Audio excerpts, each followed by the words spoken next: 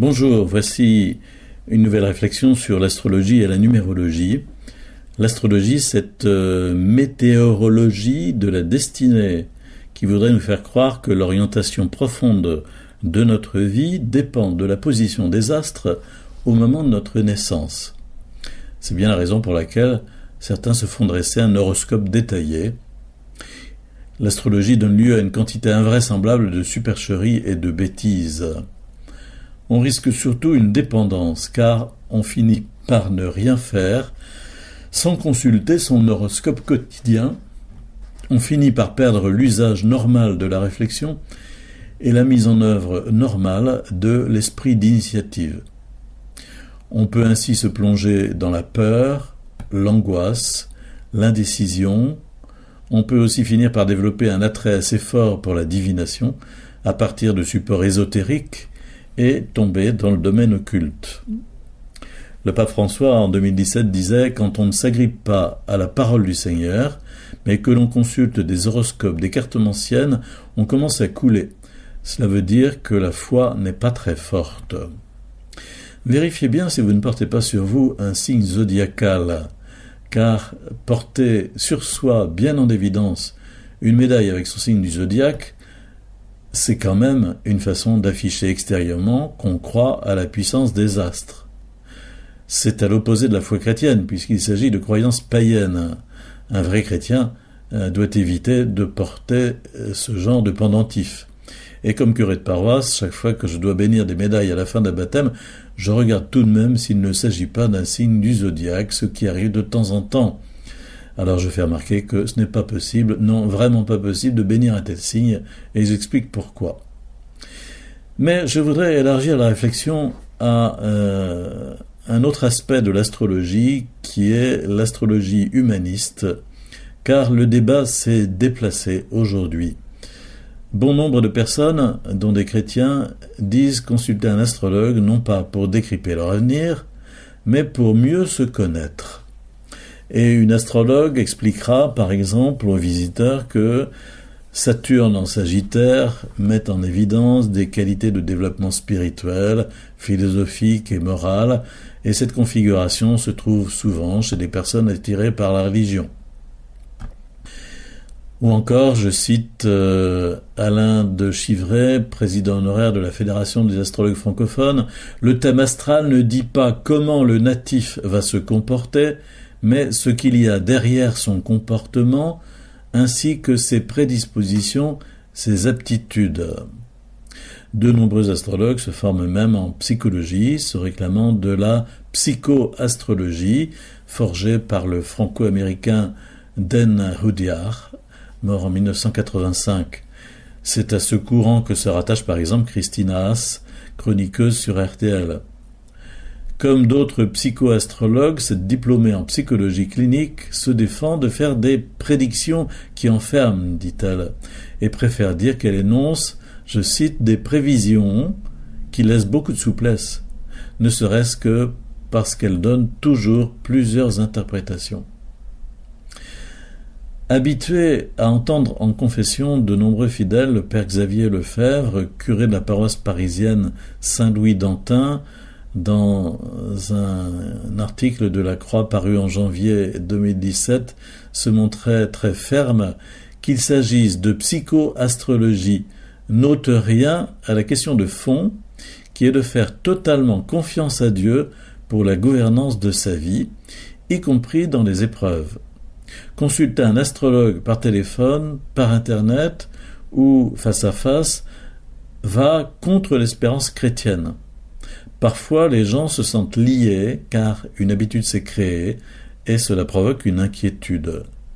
L'enjeu est alors d'aider à revenir à la vertu d'espérance. Et puis, il y a un autre aspect qui se développe beaucoup aujourd'hui, c'est que l'astrologie devient une ressource nouvel âge. De nombreux centres de bien-être sont maintenant présents sur nos communes, où nous pouvons consulter des personnes spécialisées dans toutes sortes de disciplines nouvelles. Et concernant l'astrologie, si je fais un petit tour dans mon département, 72, je remarque entre autres, premièrement, l'astrologie de l'âme, proposée par l'association Entre Ciel et Terre. Après avoir étudié l'astrologie traditionnelle et l'astropsycho, j'ai suivi d'autres enseignements, l'astrologie holistique et l'astrologie humaniste, et j'ai fait un mélange de ce qui m'a semblé le plus intéressant. Chaque enseignement approfondit des données différentes et mon souhait est de toucher l'être humain dans son essence sans l'enfermer dans des schémas psychologiques, mais en l'aidant à contacter ce qu'il y a de plus lumineux en lui. Et suite à ces affirmations vient la proposition d'une école d'astrologie. Deuxièmement, je trouve aussi l'astrologie ayurvédique, proposée par l'association Au Mieux-être, avec la participation de Satamuni, Cédric Grenier, des soins psychocorporels et la raga-thérapie, comment la musique indienne peut nous aider à gérer le stress et à pacifier nos émotions. La raga-thérapie est une thérapie musicale indienne, elle est une technique de réharmonisation dans toutes les dimensions de notre être, soins, relaxation, méditation et réalisation spirituelle. Elle est basée sur l'astrologie védique, dit-il. Troisièmement, je trouve l'astrologie sophianique, créée par Pierre Lassalle, pratiquée par Véronique Agranier, venue donner une conférence à la librairie de la Clé de Vie en février 2018. Quatrièmement, je trouve l'astrologie humaniste et la numérologie créative de Paul Moussu, pour passer de l'ombre à la lumière, pour déchiffrer le message de votre âme, pour développer vos dons et talents, pour découvrir votre mission de vie, pour définir votre orientation scolaire ou professionnelle, pour ne pas vous tromper sur le plan affectif ou amoureux, pour trouver une réponse à toute question d'ordre existentiel. Ce sont toutes les tendances actuelles de l'astrologie et ça donne un sérieux lifting à l'astrologie classique. Et puis, il faudrait dire un tout petit mot sur la numérologie humaniste, car on reste dans la même perspective avec les principes de la numérologie moderne. Les numérologues occidentaux modernes sont convaincus qu'il existe un rapport, un lien vibratoire entre un nombre et toute manifestation physique dans notre monde. Puisque tout phénomène observable peut être mis en nombre, ils acceptent l'hypothèse que ces nombres soient à la fois cause et effet de ces manifestations. Ainsi, l'évolution de l'univers et des êtres qui y vivent est selon eux gouvernée par une force immuable, la vibration des nombres.